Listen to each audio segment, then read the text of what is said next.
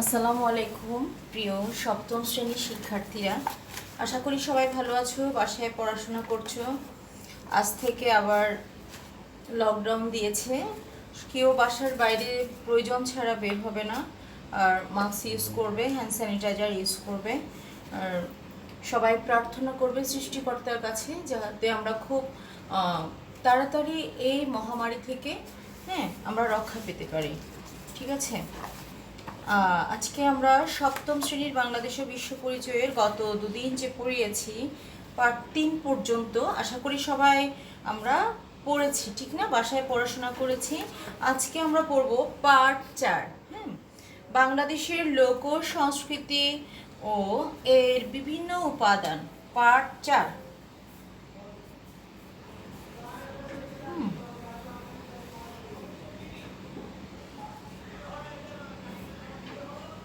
বাংলাদেশের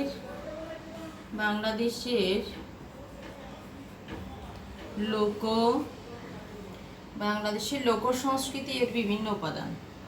বাংলাদেশের লোক সংস্কৃতি ও এর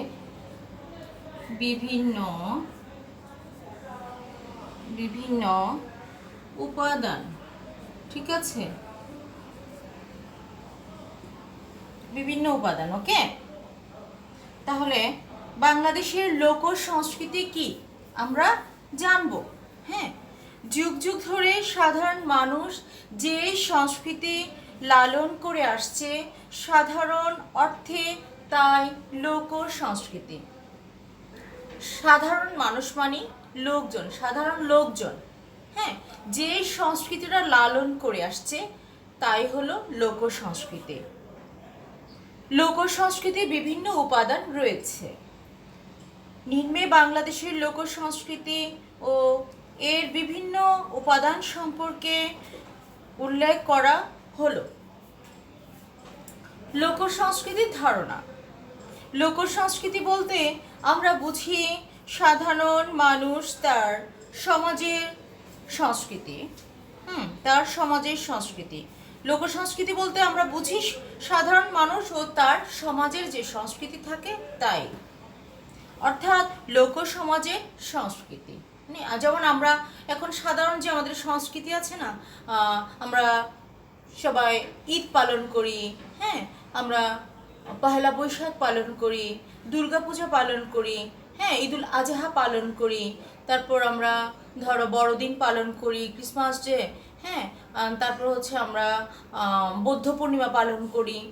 এগুলাই হচ্ছে আমাদের লোক সংস্কৃতি, আমরা এগুলো পালন করি সবাই, সাধারণ মানুষগুলো।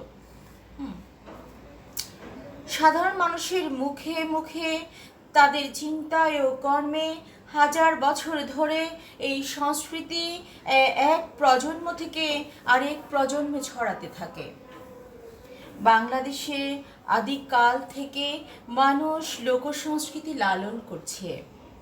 মানুষের মুখে মুখে চলা লোক সংস্কৃতি অনেক কিছুই সময়ের সাথে সাথে একটু একটু করে পরিবর্তন হয়েছে। লোক সংস্কৃতির যাত্রা শুরু হয়েছে গ্রামীণ কৃষি সমাজের মধ্য থেকে। লোক সংস্কৃতি একদম প্রথম শুরু হয় গ্রামীণ যে কৃষিজীবী সমাজ আছে সেই সমাজ থেকে। নানাভাবে লোক সংস্কৃতি বিভিন্ন ধারার সৃষ্টি হয়েছে। নানাভাবে লোক সংস্কৃতিটা কিভাবে সৃষ্টি হয়েছে? বিভিন্ন ধারার। যেমন ভীতি থেকে, মানে ভয় থেকে। কিভাবে লোক সংস্কৃতিটা সৃষ্টি হয়েছে ধারাগুলো আমরা এখন বলবো। ভীতি থেকে,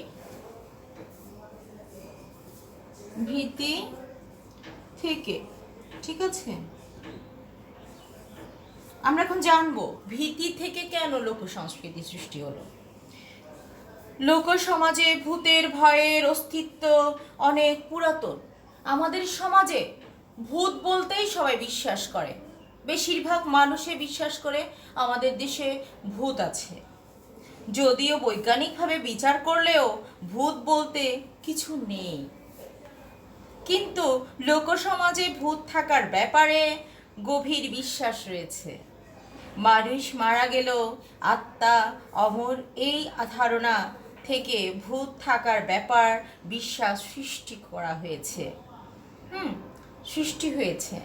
মানুষ মনে করে যে একজন মানুষ মারা গেল, তার আত্মা তার সামনে এসে দাঁড়িয়ে আছে, এটা আবার ভূত হয়ে গেছে, এরকম ধারণা কিন্তু আমাদের লোকসমাজে আছে। মানুষ অনেক ভূতের কথা কল্পনা করছে, হ্যাঁ, যেমন মামদভূত, পেঁচাপেচি ভূত, শাকচুন্নি, পেতনি ইত্যাদি। আবার লোকবিশ্বাস অনুযায়ী এইসব ভূত তারা তো ওজারা, ঝাড়ফুঁক, হলুদ পোড়া, মরিচ পোড়া ইত্যাদি প্রয়োগ করে। আসলে ভূত বলতে কিছু নেই, এগুলো মানুষের মনের যে একটা ভয়। হ্যাঁ, কিন্তু লোকসমাজের বেশিরভাগ মানুষ আবার ভূত তাড়ানোর জন্য ঝাড়ফুঁক নিয়ে আসে, হলুদ পোড়া দেয়, মরিচ পোড়া দেয়, মানুষ এগুলো বিশ্বাস করে। এখান থেকে আসলে এইসব সংস্কৃতিগুলো সৃষ্টি হয়েছে ভয় থেকে। এখন আমরা জানবো গায়ে হলুদ যে অনুষ্ঠান, হ্যাঁ, গায়ে হলুদের যে অনুষ্ঠান, ওখান থেকে কিভাবে সৃষ্টি হলো। সরি, গায়ে হলুদ, গায়ে হলুদ অনুষ্ঠান।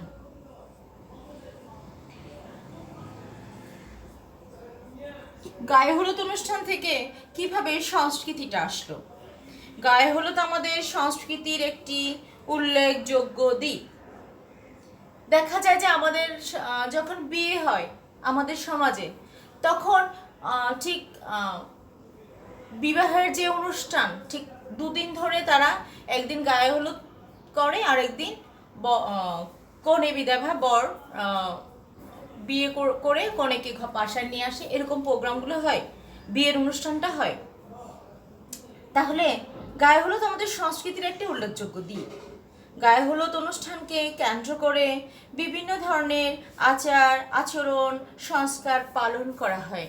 আমাদের আজ থেকে যে 30 বছর আগে, 40 বছর আগের যে গায়ে হলুদ, আজকে আবার সংস্কৃতির ক্ষেত্রে লোকসমাজের গায়ে হলুদের আবার ভিন্নতাও রয়েছে। এটা আবার চেঞ্জ আসতেছে। যাই হোক, গায়ে হলুদের যে সংস্কৃতি, সেখান থেকেও মানুষের মধ্যে সংস্কৃতি ছড়িয়েছে। রোগ মুক্তির জন্য, মানুষের যখন রোগ হয়, অসুস্থ হয়, সেই রোগ মুক্তির জন্য কিছু মানুষ সংস্কৃতির সম্মুখীন হয়।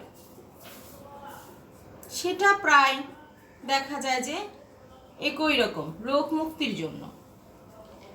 হিন্দুরা পুরোহিত, মুসলমানরা পীর ও বা মৌলবী সাহেবদের কাছ থেকে তাবিজ বা মাদুলি নিয়ে গলায়, বাহুতে আর কোমরে বেঁধে রাখে।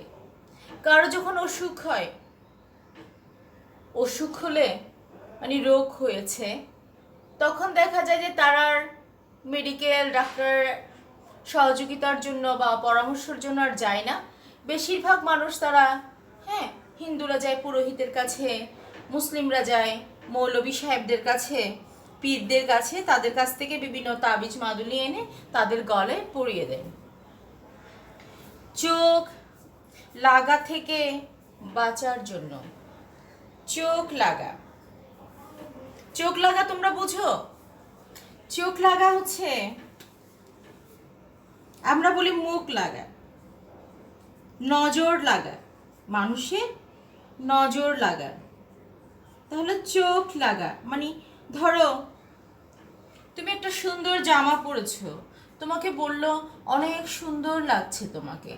আমাদের লোকসমাজ বলে এভাবে বলতে নেই, নজর লেগে যায়। তোমরা শুনো না? নিশ্চয় শুনেছো, তোমরা জানো সেটা। লোকসমাজে বিশ্বাস রয়েছে বাচ্চার ওপর অশুভ দৃষ্টি পড়লে ক্ষতি হতে পারে। সাধারণভাবে একে চোখ লাগা বলে। অশুভ দৃষ্টি কাটানোর জন্য তাই বাচ্চার কপালের পাশে কাজলের টিপ দেওয়া হয়। বাচ্চার কপালের পাশে একটা কালো কাজলের কি দেয়? টিপ দেয়, মানুষের নজর লাগে বলে। ঠিক আছে,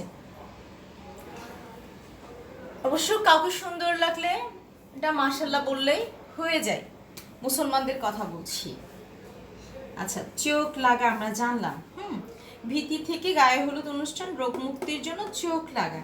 এখন আমরা জানবো বৃষ্টি কমানোর জন্য, আমাদের দেখা যায় বৃষ্টি নামানোর জন্য, আমাদের দেখা যায় যে যেমন এখন কিন্তু বৃষ্টি নাই, মার্চ মাস অনেক কালবৈশাখী হয়।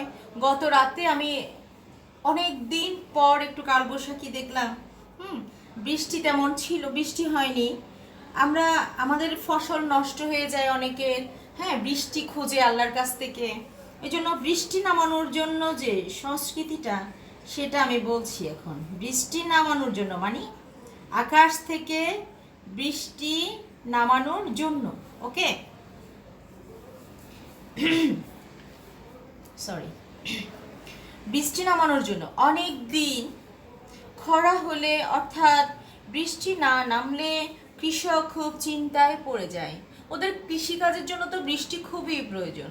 এজন্য কি করে, বৃষ্টি নামানোর জন্য, বৃষ্টি যখন নামে না তখন কৃষক অনেক বেশি চিন্তায় পড়ে যায়, কি করবে, চাষাবাদের খুব ক্ষতি হয়ে যাবে। বৃষ্টি নামানোর জন্য গ্রামের মেয়েরা একটি অনুষ্ঠান করে। হ্যাঁ, তারা কোলা নিয়ে বাড়ি বাড়ি যায়। আমরা অবশ্য কখনো দেখিনি, তোমাদেরও হয়তো দেখার কথা না, তবে শুনেছি বৃষ্টি নামানোর জন্য যে একটা অনুষ্ঠান হয় সেটা আমি জেনেছি।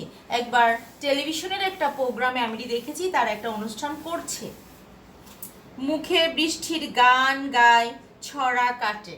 হ্যাঁ, বাড়ির মেয়েরা কুলার উপর পানি ঢেলে দেয়, তারা বিশ্বাস করে এভাবে আকাশ থেকে বৃষ্টি নামে। বিশ্বাসেতে মিলায় বস্তু, তর্কে বহুদূর। এই বিশ্বাসটা তারা করে। অনেক সময় দেখা যায় যে সত্যি সত্যি বৃষ্টি নামে। এটা বৃষ্টিটা আসলে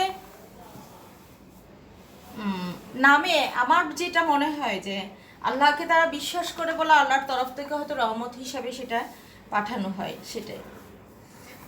লোক সংস্কৃতির যে, আচ্ছা, আমরা এখন জানলাম যে সংস্কৃতিগুলো আসলে কিভাবে এসছে, ধারাগুলো কি, আমরা ধারাগুলো জানতে পারলাম। ভীতি থেকে গায়ে হলুদ অনুষ্ঠান রোগ মুক্তির জন্য, চোখ লাগা বৃষ্টি নামানোর জন্য, তারা এভাবে সংস্কৃতিগুলো প্রায় ছড়িয়ে গেছে দেশে। এখন লোক সংস্কৃতির যে উপাদানটা, আমি এখন জানবো যে লোক সংস্কৃতির যে উপাদানটা। হ্যাঁ, আচ্ছা, যে সব বিষয়ে লোক সংস্কৃতির পরিচয় রয়েছে তাকে লোক সংস্কৃতির উপাদান বলা হয়। যেগুলোতে লোক সংস্কৃতির কি রয়েছে, পরিচয়টা রয়েছে। সাধারণত এই উপাদান দুই ধরনের হতে পারে, বস্তুগত উপাদান এবং অবস্তুগত উপাদান। তাহলে আমরা এখন লোক সংস্কৃতির যে উপাদান সেগুলো এখন একটু লিখব। সবাই নিশ্চয় খাতাতে আমরা লিখেছি এর আগেও, এখনো লিখব, ওকে। একটা হলো বস্তুগত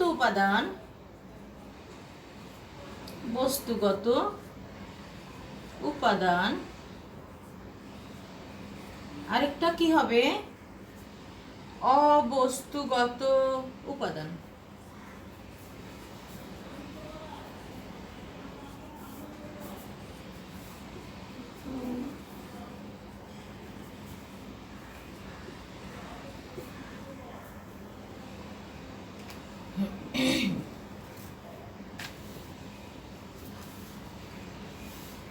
বস্তুগত উপাদানটা কি, লোক সংস্কৃতির যেসব উপাদান ধরা যায়, হ্যাঁ, ছোঁয়া যায়, তা হলো বস্তুগত উপাদান। লোক সংস্কৃতির যেসব লোক সংস্কৃতির যেসব উপাদান ধরা যায়, ছোঁয়া যায়, আমরা ধরতে পারি, যেসব উপাদানগুলো ছুঁতে পারি সেগুলো হচ্ছে কি, বস্তুগত উপাদান। যেমন লোকশিল্প, তাঁত শিল্প, তাঁত কাপড় যে বনে তাঁত, হ্যাঁ, তাঁত শিল্প। তারপর হচ্ছে তোমার মাছ ধরার, আচ্ছা, তাঁত শিল্প, শাখা যে পরে হিন্দু ধর্মের মহিলারা, তারা শাখা। শঙ্খ শিল্প, শঙ্খ কিন্তু তাদের হাতে আছে। কাঠ শিল্প, মৃৎশিল্প, মাটি দিয়ে তৈরি, নকশিকাঁথা, হ্যাঁ নকশিকাঁথা, ওই যে ফুল করে করে কাঁথা তৈরি করে সেগুলো, ঠিক আছে, নকশিকাঁথা। তারপর হচ্ছে বেত শিল্প, বেতের তৈরি যে জিনিসগুলো, ঠিক আছে। তারপর হচ্ছে লোকবিজ্ঞান, হ্যাঁ সাধারণত আমাদের সমাজের লোকজন যে বিজ্ঞানটা করে, বিজ্ঞানের যে জিনিসপত্র তৈরি করে। তাঁত শিল্পের চরকা, হ্যাঁ যে তাঁত শিল্প, তাঁতের কাপড় যে বনে সেখানে চরকা আছে, সুতো, সে চরকাটা। মাছ ধরার চাই, মাছ যে ধরে সেরকম একটা চাই, তোমরা কখনো দেখেছো কিনা আমি জানি না। ধরো এদিকে পানি যাচ্ছে, আমি খুব মজা পেতাম এই জিনিসটা দেখলে যখন গ্রামে যেতাম। এটা পানি যাচ্ছে, এটা হচ্ছে নদী, এখানে একটা জিনিস খুঁড়ে দিল যে আর একটা ছোট একটা নালার মতো, আবার এখানে এগুলো জমি, তারপর এই জায়গায় কি করে মানে নদীর এই জায়গায় এরকম একটা চাই, এটা এরকম করে করে এমন এমন এখানের ভিতরে মাছ ঢুকে গেলে সেটা আর বের হয় না। খুব মজা লাগতো আমার কাছে এটা দেখলে, মাছ ধরার চাই, ঠিক আছে। তারপর হচ্ছে নাঙল, কাস্তে ইত্যাদি তৈরির প্রযুক্তি। নাঙল, এখন তো ট্রাক্টর দিয়ে আমাদের জমি চাষ হয়, আগে ছিল নাঙল দিয়ে জমি চাষ করতো। এগুলাই মানে কাস্তে জমি চাষের জন্য লাগে। এসব ছাড়াও রয়েছে লোক তৈজসপত্র, লোকবাদ্য মানে যে বাদ্যযন্ত্র, লোক অলংকার, হ্যাঁ যে মাটির তৈরি কিছু অলংকার হয়তো অনেকে দেখেছো, আমিও পড়েছি বিভিন্ন প্রোগ্রামগুলোতে, পহেলা বৈশাখের অনুষ্ঠানে ইত্যাদি লোক সংস্কৃতির বস্তুগত উপাদান। আচ্ছা, খ অবস্তুগত উপাদান, যেসব সাংস্কৃতিক বিষয় ধরা বা ছোঁয়া যায় না, অর্থাৎ মানুষের চিন্তা থেকে জন্ম নেয়। আচ্ছা, আমি এখন বলেছি যে যে সংস্কৃতিগুলো সেগুলো হচ্ছে ধরা যায়, ছোঁয়া যায়, আর এখন আমি যেগুলো বলবো সেগুলো আমরা ধরা যায় না, ছোঁয়া যায় না, কিন্তু আমরা অনুভব করি, ঠিক আছে। যে সকল সংস্কৃতি বিষয় ধরা ছোঁয়া যায় না, অর্থাৎ মানুষের চিন্তা থেকে জন্ম নেয় এবং মুখে মুখে ছড়িয়ে পড়ে, তাকে লোক সংস্কৃতির অবস্তুগত উপাদান বলা হয়। মানুষ চিন্তা করে, ছোঁয়া যায় না, হ্যাঁ জন্ম নেয়, মানুষের মুখে মুখে আবার ছড়িয়ে পড়ে, যেটা আমরা অনুভব করতে পারি, সেটাই হচ্ছে কি অবস্তুগত সংস্কৃতি। এসব সাহিত্যের লিখিত রূপ নেয়, মানুষের মুখে মুখে তা ছড়িয়ে যায়। এই ধারার সাহিত্য লোকসাহিত্য নামেও পরিচিত। লোকসাহিত্য তো আমরা অনেকেই জানি, যেমন লোককাহিনী, কিচ্ছা, আমরা গল্প বলি না, কিচ্ছা গ্রামে বলে কিচ্ছা, একটা গল্প বলা, রূপকথার গল্প, লোকগীতি, লোকচিকিৎসা, হ্যাঁ লোকক্রীড়া, লোকসঙ্গীত, হ্যাঁ প্রবাদ প্রবচন, ডাকের, হ্যাঁ প্রবাদ প্রবচন, ডাকের কথা, খনার বচন, হ্যাঁ ছেলে ভুলানো ছড়া, তারপর হচ্ছে ধাঁধা, লোকনাটক ইত্যাদি। এগুলো কিন্তু আমরা ধরতে পারি না, ছুঁতে পারি না, দেখা যায় না, কিন্তু এগুলো আমাদের মধ্যে কি হচ্ছে ছড়িয়ে যাচ্ছে, চিন্তা ভাবনায় মুখে মুখে সব দিকে ছড়ায়। ওকে, আচ্ছা, বাংলাদেশের বিভিন্ন ক্ষুদ্র নৃগোষ্ঠীর যে সংস্কৃতি সেটা আমরা এখন জানব। আমরা এখন এতক্ষণ পড়লাম কি সংস্কৃতির যে ধারণাটা আমরা জানলাম, যে সংস্কৃতি কি, লোক সংস্কৃতির ধারণা, লোক সংস্কৃতি, সংস্কৃতির ধারণা আমরা আগের ক্লাসে পড়েছি, লোক সংস্কৃতি আমরা পড়লাম। তারপর আমরা দেখলাম যে লোক সংস্কৃতিগুলো কিভাবে এসেছে, ধারাগুলো কোত্থেকে আমরা জানতে পারলাম, ভীতি থেকে, গায়ে হলুদ অনুষ্ঠান থেকে, রোগ মুক্তির জন্য, চোখ লাগার থেকে, হ্যাঁ বাঁচার জন্য, তারপর হলো কি বৃষ্টি নামানোর জন্য। তারপর আমাদের আসলো যে এই যে লোক সংস্কৃতি, এগুলোর উপাদানগুলো কি কি, বস্তুগত উপাদান আছে যেটা আমরা দেখি, ছুঁতে পারি, দেখা যায়। আমাদের একটা নকশিকাঁথা আছে, আমাদের বেত শিল্প আছে, কাচের শিল্প আছে, কাঠ শিল্প, মৃৎশিল্প আছে, মাটির তৈরি জিনিস, এগুলোই হচ্ছে কি বস্তুগত উপাদান। আর অবস্তুগত যেগুলো মানুষের মুখে মুখে ছড়িয়ে যায়, যেগুলো আমরা লালন করি, আমাদের মধ্যে যেগুলো ভিতরে কি আছে, চিন্তায় আছে, হ্যাঁ, আমাদের যেগুলো দেখা যায় না, হ্যাঁ, অনুভব করা যায়, হ্যাঁ, আমরা অনুভব করি, এগুলাই হচ্ছে কি অবস্তুগত উপাদান। বাংলাদেশের বিভিন্ন ক্ষুদ্র নৃগোষ্ঠীর যে সংস্কৃতি, আমরা সেটা একটু জানবো। পার্ট 4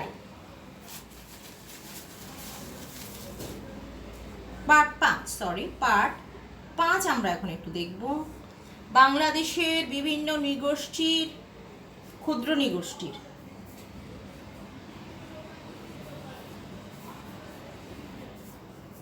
বাংলাদেশের বিভিন্ন,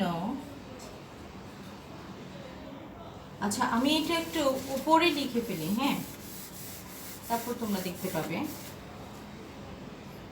বাট আমরা সবাই লিখবো খাতায়।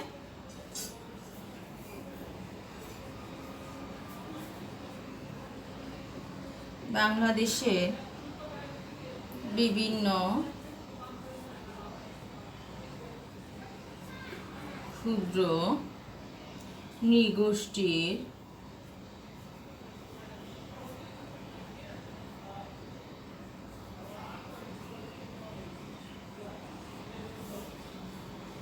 ক্ষুদ্র নৃগোষ্ঠীর সংস্কৃতি।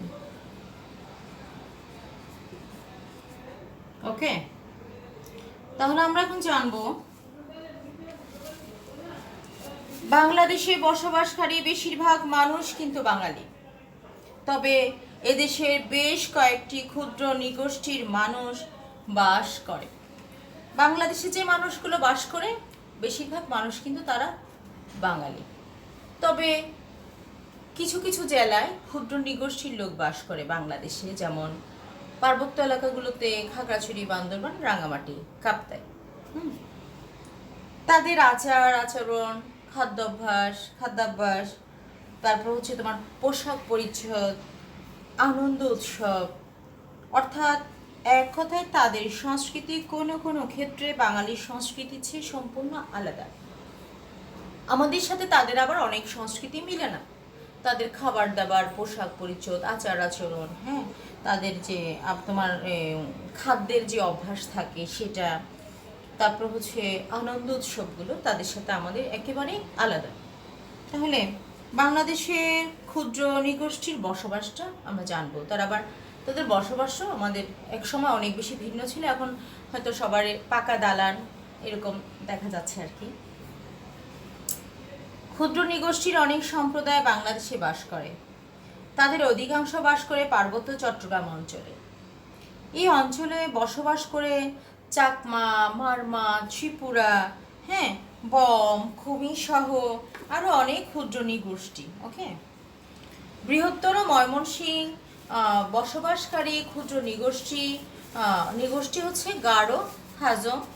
সিলেট অঞ্চলে রয়েছে গারো, হাজং রয়েছে ময়মনসিংহ অঞ্চলে। আর সিলেট অঞ্চলে যারা রয়েছে তারা হচ্ছে খাসিয়া, মণিপুরীদের, ও খাসিয়া মণিপুরি সিলেটে থাকে। উপজাতি যারা আছে ক্ষুদ্র নৃগোষ্ঠী তারা হচ্ছে খাসিয়া ও মণিপুরি, সিলেটেরটা। আচ্ছা, তারপর হচ্ছে উত্তরবঙ্গ, বিশেষ করে চাঁপাইনবাবগঞ্জ, রাজশাহী, রংপুর, দিনাজপুর অঞ্চলে বাস করে কারা? সাঁওতাল, ওরাও সহ অন্যান্য অনেক সম্প্রদায়।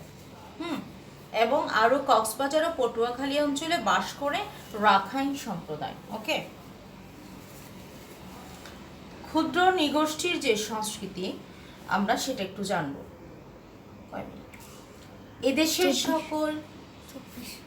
এদেশের সকল নৃগোষ্ঠীর সংস্কৃতি ভিন্ন ভিন্ন, ঠিক আছে? তাহলে নিচে এদের সংস্কৃতির পরিচয় দেওয়া হলো। যেমন ধর্মের ক্ষেত্রে তাদের যে আমাদের কাছ থেকে যে আলাদা সেটা আমি বলি। ক্ষুদ্র নৃগোষ্ঠীর মানুষ একসময় প্রকৃতি পূজা করত।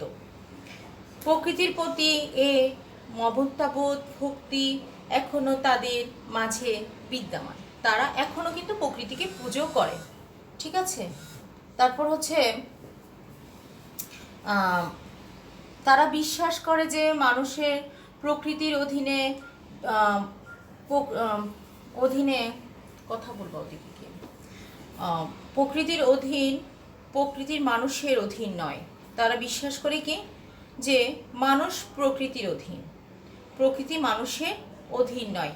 এই কারণেই তারা পূজা পার্বণ, সামাজিক রীতি নীতি, দৈনন্দিন জীবন যাপন সর্বত্র নানাভাবে প্রকৃতিকে রক্ষা করার গুরুত্ব তুলে ধরে। এসব অনুষ্ঠানের মাধ্যমে তারা প্রকৃতিকে রক্ষা করার যে গুরুত্ব সেটা ধরে।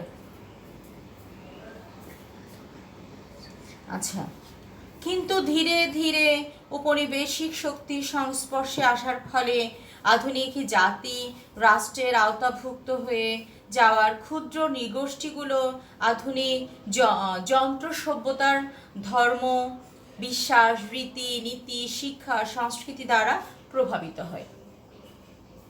অনেক সম্প্রদায় নূতন ধর্ম গ্রহণ করে, অনেক সম্প্রদায় আছে নতুন ধর্ম গ্রহণ করে, যেমন চাকমা, মারমা, রাখাইন সহ অনেক নৃগোষ্ঠী বৌদ্ধ ধর্ম গ্রহণ করে। আবার গারো, সাঁওতাল ওরাও অনেক নৃগোষ্ঠী খ্রিস্টান ধর্ম গ্রহণ করে। ফলে প্রকৃতির জায়গায় প্রার্থনার বিষয়ে পরিণত হয় বিভিন্ন অতি প্রাকৃতিক সত্তা। কিন্তু এরপরও চাকমা, মারমা, রাখাইন, গারো, সাঁওতাল ওরাও সহ বিভিন্ন নৃগোষ্ঠীর মানুষ এখনও প্রকৃতিকে বিভিন্নভাবে তাদের জীবনে ধরে রেখেছে। যেমন ক্ষুদ্র নৃগোষ্ঠীর গোত্র ব্যবস্থায় বিভিন্ন গোত্রের প্রতীক হিসেবে ব্যবহার করে প্রকৃতির নানা উপাদান, যথা গাছপালা, পশু পাখি। মানে তারা কোনো না কোনোভাবে প্রকৃতিকে কি করে, পুজো করে। ঠিক আছে। আচ্ছা, তারপর আনন্দ উৎসবের যে বিষয়টা, আচ্ছা যেমন আমাদের এখানে আছে, এরপরে ক্ষুদ্র নৃগোষ্ঠীর সংস্কৃতির মধ্যে এরপরে আমরা ধর্মটা পড়েছি, ওকে, ধর্মটা সম্পর্কে জেনেছি। এরপরে আমরা আগামী ক্লাসে পড়ব আনন্দ উৎসব। আনন্দ উৎসবে তারা কিভাবে এটাকে লালন করে সেটা দেখব, আনন্দ উৎসব। তারপর হচ্ছে লোকবিশ্বাস,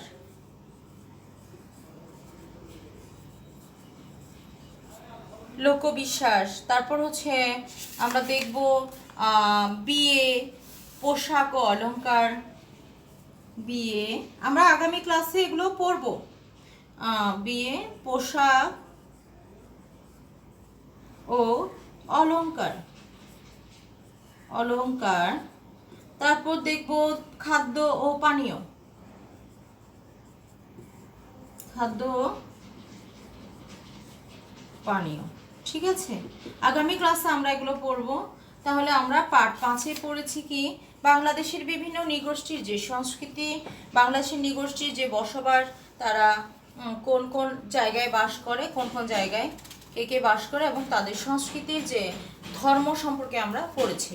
তাহলে পার্ট 4-এ পড়েছি ধরো লোক সংস্কৃতির ধারণাটা পড়েছি, কোথা থেকে এই সংস্কৃতিগুলো কিভাবে আসলো, হ্যাঁ ওগুলো ধারাগুলো পড়েছি। আবার সংস্কৃতির উপাদানগুলো কি বস্তুগত, অবস্তুগত। তারপর ওগুলো এসেছে ভীতি থেকে, গায়ে হলুদ অনুষ্ঠান থেকে, রোগ মুক্তির জন্য, চোখ লাগা থেকে বাঁচার জন্য কি কি করতে হয়, এগুলো আর কি বৃষ্টি নামার জন্য কি করতে হয়, এগুলো থেকে সংস্কৃতিটা এসছে। তাহলে আমরা সবাই ক্লাসগুলো আরেকটু ভালো করে বাসায় রিভিউ করে আমরা পড়াশোনাগুলো করব। আমরা কেউ বাড়ির বাইরে যাব না, ঘরের বাইরে বের হব না, কারণ হচ্ছে এখন অনেক বেশি ছড়িয়ে যাচ্ছে, আমরা যত বেরোচ্ছি তত ছড়িয়ে যাচ্ছে আমাদের করোনাটা।